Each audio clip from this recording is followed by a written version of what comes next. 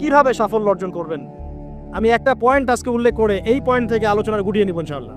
আমি জাস্ট একটা পয়েন্ট বলছি আপনাকে, সব কথা একদিনে বলা সম্ভব না। আল্লাহ রাব্বুল আলামিন বলেন কদ আফলাহা মান যাক্কাহা, সে ব্যক্তি সফল হয়ে গেছে যে ব্যক্তি তার আত্মাকে পরিশুদ্ধ করতে পেরেছে। ওয়া কদ খাবা মান দাসাহা, যে ব্যক্তি আত্মাকে পরিশুদ্ধ করতে পারে নাই সে ব্যক্তি ধ্বংস হয়ে গেছে। কিভাবে পরিশুদ্ধ করবেন? তিনটা হাদিস আপনাকে আগে শোনাই।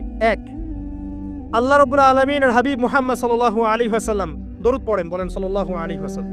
তিনি বলছেন যে আল্লাহর এমন কিছু বান্দা আছে যারা জান্নাতে প্রবেশ করবে যাদের অন্তরটা হবে পাখির মতো নরম। কার মতো? পাখির মতো। একটা হাদিস শুনলেন। দুই নম্বর হাদিস, আল্লাহ রাসূল সাল্লাল্লাহু আলাইহি ওয়াসাল্লাম বলছেন শহীদদের আত্মা যখন আল্লাহর কাছে পৌঁছায়, আল্লাহ রাব্বুল আলামিন সেই আত্মাগুলোকে সবুজ রঙের কিছু পাখির মধ্যে প্রদান করেন এবং সেই পাখিগুলো আরশের নিচে লণ্ঠন আছে এখানে বসে থাকে এবং তারা জান্নাতের যে কোনো জায়গায় যায়, ঘুরে খাবার খায়, আবার ফিরে আসে।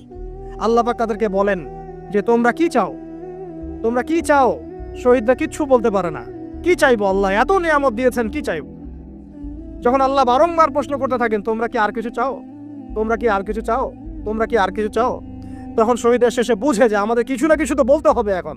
তখন তারা বলে হে আল্লাহ, আমরা আরো একবার পৃথিবীতে যেতে চাই এবং তোমার পথে জীবন দিয়ে আবার ফিরে আসতে চাই।